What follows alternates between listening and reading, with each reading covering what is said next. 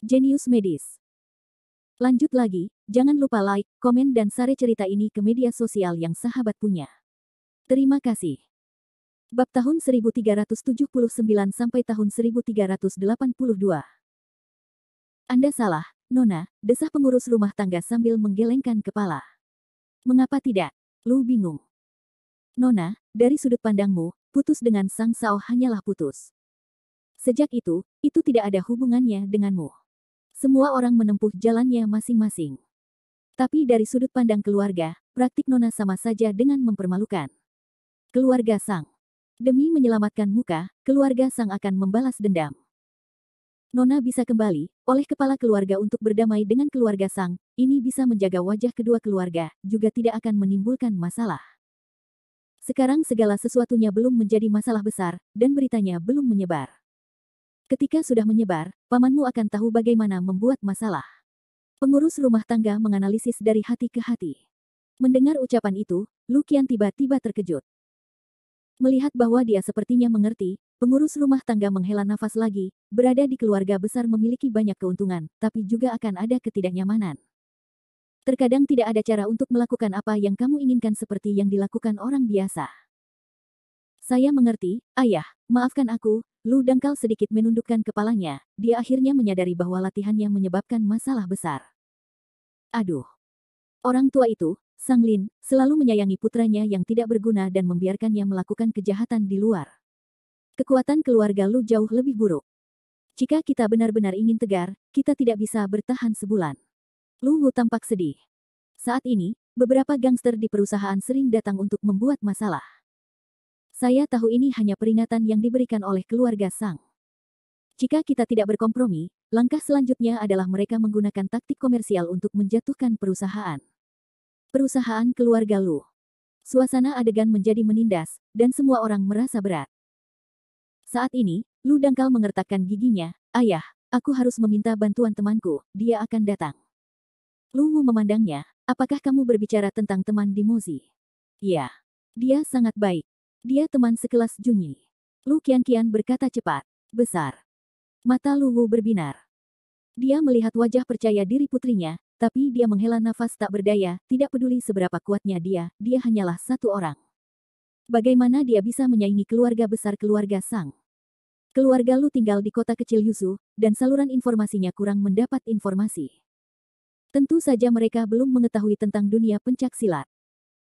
Setelah Lu Qian kembali dari Mozi, dia juga menceritakan apa yang terjadi di Mozi, tapi dia tidak terlalu mempercayainya. Dia baru saja memiliki putrinya Huai Chun dan memuja pahlawan pada saat itu. Siapa yang belum muda? Anak muda, siapa yang tidak memuja tipe pahlawan yang mendominasi dan 1 lawan 10? Ibadah itu milik ibadah, tapi tidak bisa dianggap serius. Ayah, dia sangat bagus. Kenapa kamu tidak percaya? Lu buru-buru berkata. Jangan katakan itu. Biarkan temanmu berhenti datang. Itu hanya membuat masalah. Lu Wu melambaikan tangannya. Tepat pada saat ini, seorang pengawal datang dengan tergesa-gesa, tampak panik, Tuan, ini tidak baik. Keluarga Sang datang. Apa? Semua orang terkejut. Lu Wuteng berdiri dengan ekspresi panik. Dia hendak untuk berbicara ketika seseorang datang. Lu, lihat apa yang telah kamu lakukan. Siapa yang memberimu keberanian untuk mempermalukan keluarga bernyanyiku? Raungan amarah membuat hati keluarga Lu terlonjak. Melihat Sang Lin bersama 3 atau 5 orang, dengan marah bergegas ke depan kerumunan. Wajah Lu Wu berubah lagi. Dia bergegas maju menemuinya. Saudara Sang, kenapa? Kamu di sini. Pergi. Jangan lakukan ini padaku. Gadis murahan di keluargamu itu berani sekali, berani menghina keluarga Sang. Bosan hidup. Begitu Sang Lin datang, dia langsung menyerang Lu Wu dan tidak memandangnya dengan baik. Lu Wu sangat malu, ini. Sang Lin menyapu keluarga Lu dengan mata dingin, dan akhirnya jatuh pada Lu Qian. Di tengah kerumunan, Lu dengan hati yang dangkal adeng, dengan cepat menundukkan kepalanya. Ya. Tampaknya keluarga Yu Lu sedang menentang langit. Bahkan keluarga kami bernyanyi tidak peduli. Sang Lin menyeringai muram. Tidak. Saudaraku bernyanyi, kamu salah paham. Dangkal bukan berarti. Lu Wu dengan cepat menjelaskan. Diam. Sang Lin memotongnya dengan dingin, itu semua ada di kepalaku. Apakah ini kesalahpahaman? Tahukah kamu apa yang orang luar pikirkan tentang kita sekarang? Meskipun dia mencoba yang terbaik untuk menutupi berita itu, dia membiarkannya keluar. Saat ini, hanya sedikit orang yang mengetahuinya, tetapi itu sudah cukup untuk membuat Sang kehilangan muka. Wajah Lu dangkal cantik pucat, dia juga tidak menyangka, dia hanya mengusulkan untuk putus dengan Sang Ren, akibatnya akan menimbulkan masalah besar. Keluarga besar selalu memperhatikan wajah dan reputasi. Itu benar. Lu Wu terlihat malu. Sekarang Sang Lin sedang marah. Dia takut semakin dia menjelaskan, dia akan semakin marah. Lu Qianqian melihat rasa malu ayahnya. Dia merasa sangat tidak nyaman. Dia menggigit bibir merahnya dan menatap Sang Ren. Aku bertanggung jawab atas apa yang aku lakukan, tapi Sang Ren, aku tidak menyangka kamu akan seperti ini. Aku berhak putus. Kamu tidak pantas bersamaku. Keluarga Lu semua terkejut dengan hal ini. Hati-hati, Nona. Pengurus rumah tangga buru-buru mengingatkan saya. Ya Tuhan. Semuanya ada pada titik ini. Apakah menurut Lu kontradiksinya tidak cukup besar? Benar saja, wajah Sang Lin berubah ketika dia mendengarnya. Bagaimana menurutmu, gadis berambut kuning? Lu Wu dengan cepat menjelaskan, kakak bernyanyi, dangkal dia. Ayah, kamu tidak perlu menjelaskan. Ini saatnya. Lebih baik menjelaskannya daripada menutupinya. Ya, aku bersamanya untuk putus, tapi kenapa kamu putus, kamu tidak tahu. Orang macam apa dia, kamu tidak masuk hitungan. Keluarga Lu tidak sekuat keluarga Sang, tapi aku akan melakukannya. Jangan pernah bersama lelaki munafik dan berpikiran sempit seperti itu. Bau 38. Diam sebelum Sang Lin marah, Sang Ren tak kuasa menahannya. Kenapa aku harus diam? Tanpa mengucapkan sepatah kata pun, menunggu untuk dibuat bingung oleh Anda. Perasaan sedih Lu Qianqian tiba-tiba meledak, apakah kamu perlu aku memberitahu semua orang tentang kebaikanmu pada Mozi? Anda tidak berani mengatakannya, saya berani. Kamu telah membuat rencana kemana-mana, mengincar teman-temanku dan mendorong mereka keluar. Saat kamu melihat wanita cantik, kamu akan jadi nakal sampai berani mengalahkan ide Nona Long. Diam. Diam. Sang Ren panik dan meraung marah. Lu Qianqian tidak tergerak sama sekali dan terus menuduhnya melakukan kejahatan. Kamu juga tahu betapa sepelenya Niu Shen. Kamu tidak tahu siapa dia. Sejak aku bertemu dengannya, dia selalu berkomplot melawanku. Jika kamu tidak mengambil tanggung jawab sebagai pacar dan melindungiku, kamu tetap ingin memberiku terserah dia untuk menyenangkannya. Dan apa yang kamu lakukan ketika kamu menyinggung Tuan Mozi? Tidak ada apa-apa di sana. Kamu, Pak. Sang Ren yang marah bergegas dan menamparkan Lu Qianqian. Tamparan itu begitu tajam sehingga pemandangan itu menjadi sunyi senyap. Lu Qianqian menutupi pipi merah 5 jarinya dan saling memandang dengan tidak percaya, beraninya kamu memukulku. Bab 1380. Bagaimana mungkin aku tidak mengalahkanmu ketika kamu begitu bodoh? Sang Ren telah kehilangan akal sehatnya. Mata dangkal Lu tiba-tiba memerah, dan menutupi wajahnya dengan diam. Melihat air mata putrinya, Lu Wu merasa seperti ada pisau di hatinya. Kemarahan yang kuat melonjak ke dalam hatinya. Hatinya. Dia mengepalkan tangannya dan berkata dengan suara rendah, bagus, bagus. Sang Lin, lihatlah anakmu yang baik. Ketika Anda ketahuan, Anda mulai memukuli orang. Seharusnya aku senang mereka putus, atau aku akan menikahi putriku, dan aku tidak tahu bagaimana harus terluka. Sang Lin memandang Lu Qianqian dan putranya, sedikit mengernyit. Dia juga terkejut karena putranya tiba-tiba memukul orang. Tapi dia tidak berpikir ada yang salah dengan perilaku putranya. Dia mendengus dingin, itulah yang terjadi, dia harus bertarung. Jika Anda tidak memilih apa yang Anda katakan, Anda akan membayar harga yang sesuai. Kemarahan Lu Wu meningkat. Sang Lin berkata dengan dingin, saya mengingatkan Anda bahwa Anda hanya memiliki 2 pilihan, segera menikahkannya dengan keluarga Sang, atau menunggu untuk menghilang dari dunia. Oh, nada yang besar sekali. Pada saat ini, seorang yang hambar suara itu datang dari jauh, dan kemudian sesosok tubuh yang hambar muncul di hadapan orang-orang. Udara membeku sesaat, dan semua orang menoleh untuk melihat. Jericho Lee. Itu kamu. Ada 2 suara berbeda. Yang pertama terkejut, sedangkan yang kedua ketakutan. Tentu saja, Jericho Lee lah yang mendatangi penonton tanpa ekspresi di wajahnya. Matanya menyapu wajah penonton, dan akhirnya tertuju pada wajah Sang Lin. Aku penasaran. Bagaimana kamu bisa melakukan itu pada teman-temanku? Dia yang menjadi teman baik. Lu Wu memandang Jericho Lee, sedikit kecewa, masih muda, di mana kamu bisa begitu kuat? Melihat bahwa dia adalah seorang anak laki-laki berusia awal 20-an, Sang Lin sangat menghina, di mana bajingan kecil yang berani menjadi liar di sini. Apakah kamu tahu siapa aku? Keluarga Sang. Ini bukan masalah besar, Jericho Lee berkata sambil mencibir. Pria lain dengan setengah ember air dan harga diri yang tinggi. Sang Lin berkata sambil mencibir, apakah kamu berani bersikap sombong di sini ketika kamu mengetahui identitasku? Nak, apakah kamu lelah hidup? Jericho Lee meliriknya sekilas dan sosoknya bersinar. Pak. Tamparan yang jelas di wajah membuat penonton terdiam. Jericho Lee berdiri diam, menyeringai perlahan, haha, aku lelah hidup atau tidak? Aku tidak tahu. Aku hanya tahu kamu adalah serangga. Kamu tidak memenuhi syarat untuk berbicara kepadaku seperti ini. Sang Lin menutupi wajahnya yang panas dan kepalanya kosong sesaat. Dia tidak pernah menyangka Jericho Lee akan memulai secara tiba-tiba.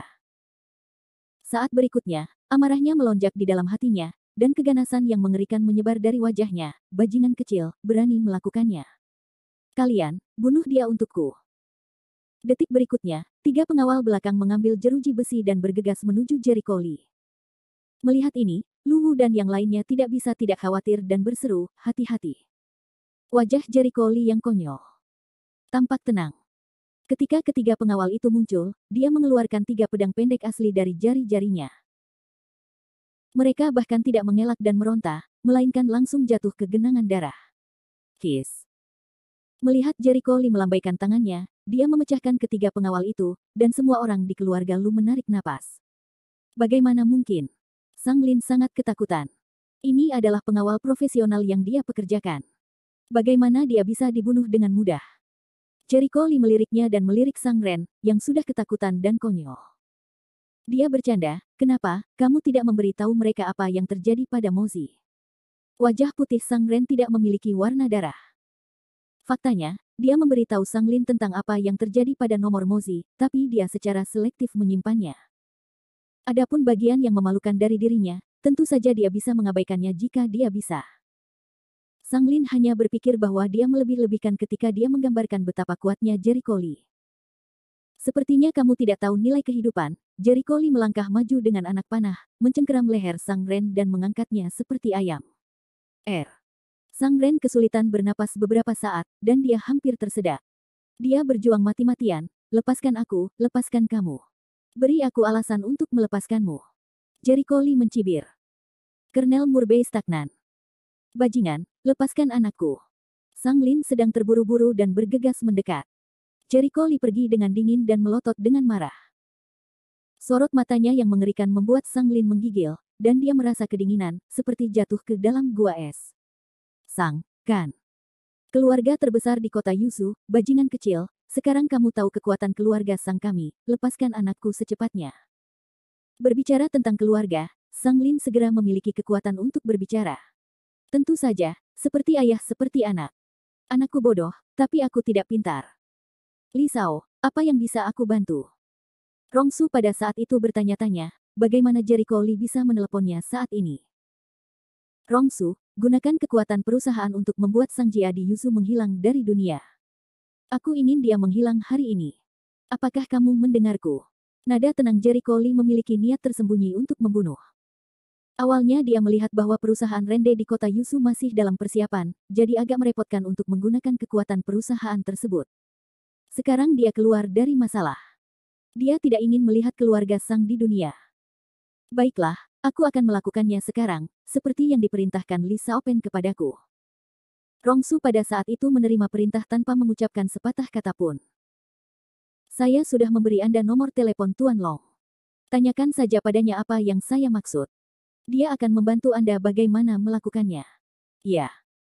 Begitu telepon terputus, wajah Sang Lin sama menyedihkannya dengan kertas putih. Baru saja ketika telepon menyala, dia mendengar percakapan dengan jelas. Jungsu.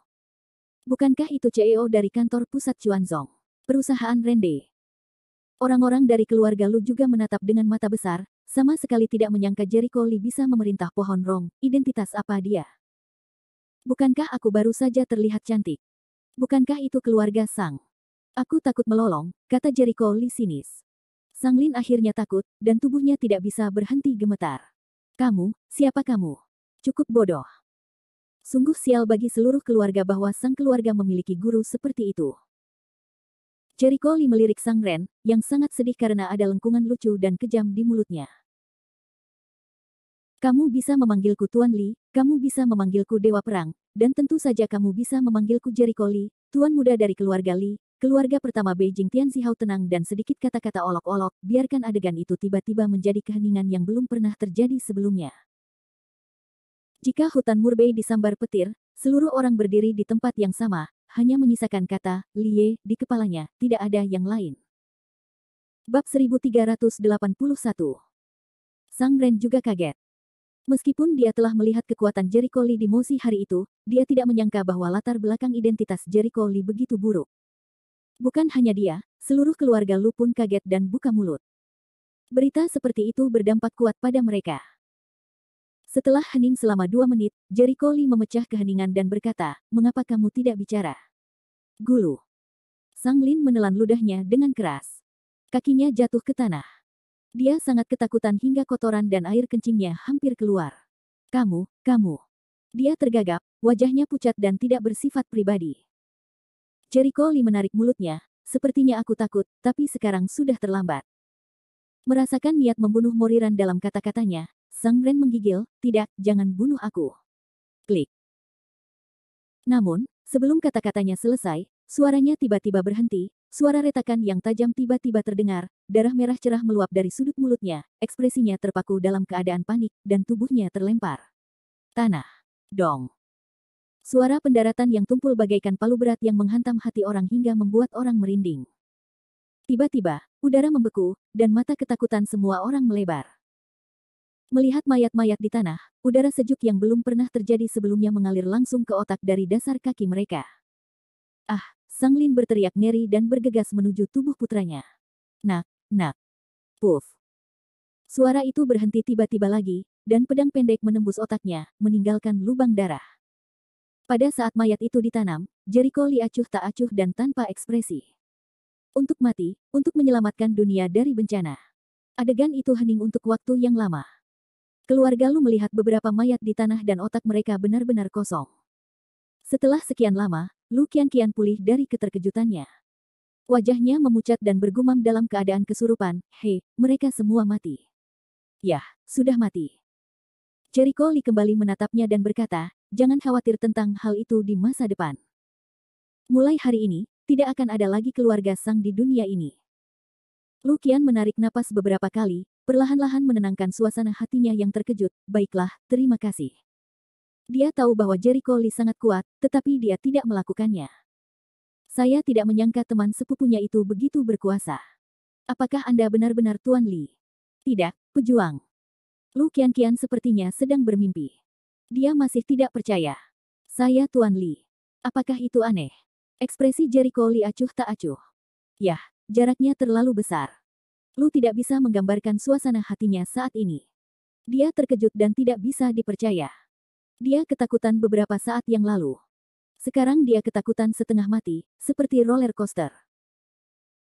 Jericho Lee tidak dapat menyangkalnya dan berkata sambil tersenyum, tidak nyaman bagiku untuk mengatakan beberapa hal, tetapi mulai hari ini, jika kamu berada dalam masalah di masa depan, kamu dapat pergi ke perusahaan Rongsu atau Rende, dan saya akan menyapa mereka. Ada hal lain yang harus saya lakukan. Saya harus pergi dulu. Saya sudah menyapa Rongsu di akhir keluarga Sang. Dia akan menyelesaikannya. Krisis keluarga Lu, dia telah menyelesaikannya, sisa setelahnya, untuk diselesaikan Rongsu, tidak menunda dia untuk kembali ke tugas. Apakah kamu akan pergi? Terburu-buru. Lu dangkal-dangkal Leng selanjutnya. Yah, aku akan bicara denganmu nanti. Oh, aku hampir lupa mengatakan bahwa Junyi ada di Beijing sekarang, dan dia bisa melakukannya dengan baik. Ada perusahaan dengan aset miliaran dolar di tangannya. Bukan. Lu Qian tidak bodoh. Ia tahu betul bahwa dengan kemampuan sepupunya, ia belum lulus universitas. Bagaimana dia bisa membuka perusahaan dengan aset miliaran? Pasti ada bantuan. Jericho Lee tidak menyangkal, mengangguk, saya harus pergi. Lalu dia pergi. Hampir 10 menit kemudian, Lu Wukai pulih dari keterkejutannya. Dia menelan ludahnya dan tampak terkejut, dangkal, apakah dia benar-benar teman Junyi? Ayah. Sudah kubilang sebelumnya. Dia memberitahu Junyi, salah satu anggota kelasnya, bahwa dia sangat kuat. Kamu tidak percaya? Lu kian-kian menggerutu tidak puas. Lu Wu merasa malu. Saya percaya. Sekarang saya percaya. Itu karena saya memiliki sedikit pengetahuan. Saya tidak menyangka bahwa dia adalah Tuan Li. Dia tidak mengerti apa maksud Wu Shen, tapi dia tahu arti dari Lie. Itulah orang di balik perusahaan Rende. Dapat dikatakan bahwa dia adalah orang paling populer di Tiongkok saat ini. Saya tidak tahu berapa banyak pejabat yang ingin menyanjung. Aku tidak menyangka keluarga Lu menyanjung pria sebesar itu. Dia bisa terbangun dalam mimpi. Junyi sungguh beruntung bisa bertemu dengannya. Baru saja dia berkata, Junyi memiliki perusahaan dengan miliaran dolar, yang lebih besar dari perusahaan keluarga Lu kita. Wajah Lu kian penuh dengan seruan. Lu Wu merenung sejenak dan berkata dengan tegas, tidak, kita harus segera menelepon Junyi. Kita semua adalah keluarga. Perusahaan dapat memperkuat kerjasama. Sekarang setelah nyanyiannya hilang, ini adalah kesempatan bagus untuk perkembangan keluarga Lu kita. Bukankah itu bagus? Lu dangkal menunjukkan warna malu, saat ini untuk menelepon Junyi, kalau Junyi berpikir kita sedang merencanakan perusahaannya. Menurutmu di mana kita berada?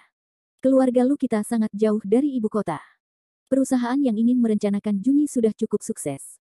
Tapi kali ini nyanyiannya turun, dan Lus adalah keluarga terbesar di Yusu. Jika Anda tidak diam dan mengkonsolidasikan posisi Anda, bagaimana jika Anda memberi kesempatan pada keluarga lain? Lu Wu sangat jelas bahwa begitu kompetisi berakhir, para pesaing tersebut akan siap untuk bergerak. Jika dia tidak memanfaatkan kesempatan ini, akibatnya keluarga Lu akan terus menjadi anak kedua dalam 10.000 tahun. Lu Wu sudah muak menjadi anak kedua selama bertahun-tahun. Oh, pikir Lu, apakah mungkin bekerja sama dengan perusahaan Rende? Jericho Lee sudah mengatakan itu. Seharusnya tidak menjadi masalah bagi kita untuk menjalin kerja sama dengan perusahaan Rende. Mata Lu Wu berbinar, tunggu seseorang datang dan membicarakan kerja sama. Ini adalah kesempatan bagus. Banyak orang tidak bisa bertanya. Dia merasa seperti dipukul oleh kue itu. Dia punya firasat bahwa kebangkitan keluarga Lu tidak bisa ditolak. Hotel dan ruang konferensi penuh dengan orang sekarang. Untungnya, ruang konferensinya cukup besar, jika tidak maka tidak dapat menampung puluhan orang. Saat ini, sekelompok biksu dan penganut Tao sedang membicarakan aksi malam ini. Wajah semua orang penuh senyum percaya diri, sepertinya memahami aksi malam ini. Operasi ini tidak akan gagal sama sekali. Artinya, kita punya banyak orang, bagaimana kita bisa gagal? Kamu tidak bisa mengatakan itu. Tidak akan berhasil jika ada terlalu banyak orang. Aku tidak menemui banyak orang sebelumnya, jadi aku gagal. Jangan menyindir. Bisakah orang-orang itu sama dengan kita? Mereka semua adalah sekelompok sampah. Semua datang untuk berpartisipasi kali ini. Dengan dia, seseorang bisa menjadi dua teratas. Pasti tidak ada masalah. Bab 1382. Orang-orang berpasangan dan bertiga berbisik dan menundukkan kepala. Klik. Tepat pada saat ini, beberapa guru Tao masuk. Nah, siapa orang-orang ini? Kenapa kamu terlihat begitu baik? Seseorang terkejut melihat pengunjung itu. Pelankan suaramu. Kamu bahkan tidak tahu kuil Tenglong yang terkenal itu. Seorang pria bergegas mengingatkannya. Kuil Tenglong. Pria itu sangat terkejut. Maksudmu kuil Tenglong lebih kuat dari kuil Qingyang? Iya. Kuil Tenglong ini pernah mendengar tentang seorang guru yang sangat sakti bernama Wen Tenglong, yang dikatakan sebagai guru surgawi. Itu benar atau tidak? Seseorang berbisik dan menceritakan kisah salah satu dari mereka. Dujun dari kuil Qingyang segera menyambutnya dan berkata sambil tersenyum, itu saudara Wen. Jika kamu kehilangan sesuatu, sambutlah. Wen Tenglong memandang Dujun dan menjawab sambil tersenyum, di mana, seharusnya aku tidak menyapa Du saudara sebelumnya. Itu tidak sopan. Saudara Wen, kamu serius? Dujun cukup rendah hati, namun ia tahu betul bahwa Wen Tenglong di hadapannya jauh lebih besar darinya dalam hal ketenaran dan kemampuan. Dia tidak berani mempercayainya di depan orang lain. Jika saudara Wen keluar kali ini, tidak ada keraguan bahwa tugasnya akan selesai. Tidak buruk. Geng Di mengangguk sambil tersenyum. Saya sudah lama mendengar tentang Tuan Wen. Hari ini saya melihatnya. Dia sungguh luar biasa. Saya khawatir kita harus lebih bergantung pada Tuan Wen untuk operasi ini. Wen Tenglong melambaikan tangannya, tapi dia juga rendah hati. Dia menoleh dan melihat seorang pria di belakangnya. Adik laki-laki, bagaimana situasinya? Wen Tengfei memikirkannya dan berbisik, jika kamu ingat dengan benar, dia akan segera datang. Oh. Mendengar hal tersebut, baik Gengdi maupun Dujun menjadi penasaran. Saudara Wen, saya tidak tahu siapa lagi yang akan datang. Apakah Tuan Rong terkejut? Dan ledakan tawa terdengar. Kemudian semua orang melihat seorang pria paruh baya berusia 40-an, mengenakan jubah tao abu-abu, masuk. Oh, itu dia. Mata pria paruh baya itu menyapu ruang konferensi, melihat beberapa familiar wajah dan menyapa sambil tersenyum. Itu dia. Pihak lain mengangguk sambil tersenyum, saya sudah menerima undangannya. Saya tahu kamu orang tua akan datang juga. Jika saya tidak datang, kamu tidak bisa memarahi saya sampai mati. Haha. Wen Tenglong tidak bisa menahan tawa. Tuan Chen, saya sudah banyak mendengar tentang Anda. Tuan Chen, saya sudah banyak mendengar tentang hal itu. Beberapa orang di sekitar segera mulai memuji dengan sopan. Bahkan Dujun pun mau tidak mau menyapanya. Saya sudah bertemu Tuan Chen, tapi aku tidak menyangka kali ini aku akan mengganggumu. Jika ya, tidak akan ada masalah. Itu dia. Master Chen adalah keturunan Master Chen dari Basu. Jika dia keluar, apakah mudah untuk menangkap binatang itu? Kata Gundi sambil tersenyum. Chen Weiying, pada level yang mereka hubungi, bisa dikatakan ahli top. Hanya Wen Tenglong yang bisa menandinginya. Semua orang yang hadir menjunjung tinggi dan percaya diri Chen Weiying. Weiying menyentuh janggutnya, dengan senyuman sinis di sudut mulutnya, dan berkata sambil tersenyum, saya tersanjung. Guru saya sudah lama pergi, dan saya sudah bertahun-tahun tidak bertemu dengannya. Saya sangat khawatir tentang dia. Saat itu, saya beruntung diterima magang olehnya. Merupakan berkah besar bagi saya untuk mendapatkan warisan darinya. Saya harap kali ini tidak mempermalukan namanya. Kata-katanya adalah kesopanan diri, tetapi wajahnya jelas menunjukkan rasa puas diri. Gurunya adalah penguasa surga sejati, ahli ramuan emas. Di dunia seni bela diri saat ini, penguasa surga sudah menjadi master di tingkat atas. Meskipun dia bukan yang teratas, dia juga yang teratas. Bagi mereka yang berlatih seni bela diri, sungguh beruntung bagi leluhur mereka untuk menyembah guru surgawi. Chen Weiying memiliki modal yang membanggakan. Orang-orang iri, Wen Tenglong adalah relatif tenang, operasi ini, risikonya masih sangat tinggi, tidak peduli bagaimana caranya, tidak bisa dianggap enteng. Chen Weiying memandang Wen Tenglong, saudara Wen, kamu terlalu berhati-hati. Siapa yang tidak tahu bahwa Anda adalah penguasa kuil Tenglong? Anda sangat kuat dalam hal halilintar. Dengan Anda dan saya kali ini benar-benar merupakan asuransi ganda. Tidak mungkin gagal. Dibandingkan dengan ketenangan dan kehati-hatian Wen Tenglong, dia lebih percaya diri dan sombong. Dia tidak memperhatikan binatang buas di daerah terlarang. Hati-hati berlayar selama ribuan tahun. Sekalipun kita mempunyai kemampuan yang hebat, ada hal-hal yang tidak dapat diprediksi. Kita harus berhati-hati dalam segala hal. Wen Tenglong selalu menjaga kewaspadaannya. Chen Weiying juga tidak mengkhawatirkan hal ini.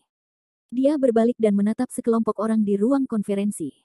Pada saat yang sama, dia bergumam, dalam perjalanan ke sini, bukankah aku mendengar ketua kelompok Jie meminta bantuan seorang ahli? Bagaimana dengan orang-orangnya? Begitu suara itu turun, orang-orang langsung saling memandang dengan mata besar dan mata kecil. Maksudmu anak laki-laki yang melarikan diri? Dia pergi lebih awal. Dujun tidak bisa menahan tawa. Oh.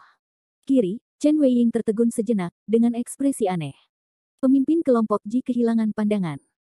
Masuk akal jika sebagian besar dari kita dihubungi olehnya. Dia seharusnya tidak menemukan konselor yang pemalu.